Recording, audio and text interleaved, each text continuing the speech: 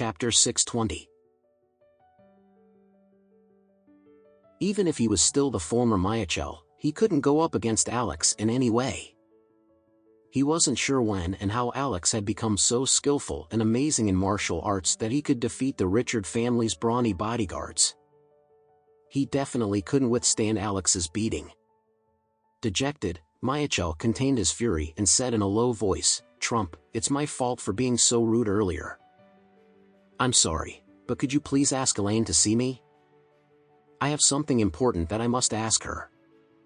Trump was utterly happy right now. He wanted to just hug his darling son-in-law and kiss him. He had been so frustrated by Michael's provocation when suddenly, Alex slapped him. It was such a refreshing scene. Smiling gleefully inside, Trump donned an emotionless face and said, "Brother, did you and Lucy want to buy a villa 2 days ago?" "How did you know?" asked Michael suspiciously. "Elaine told me. She was at her friend's house playing mahjong when you and Lucy went to view the house." Michael nodded. "Yeah, we did, but what does it have to do with today?" Lady Richard, on the other hand, frowned in confusion and asked, "Michael, what's going on? Are you planning to buy a house? When? Why? Well, I don't know anything about it." Michael was startled and then sighed desperately in his heart. The gears in his brain were stuck by all the anxiety and tension that he completely forgot that he didn't want his mother to know they were buying a new place. Staring uneasily at Lady Richard's grumpy face, he put on a patient's tone and explained, "Mom, Lucy and I are afraid that we wouldn't have any place to live after the villa is seized. So we went ahead to view any potential house that we can afford." "Bullshit!" Lady Richard cursed. "My house will be seized because you didn't want to help the family with your money. You're so stingy when it comes to helping the company, and you even went as far as viewing houses behind my back." Michael looked extremely embarrassed and awkward.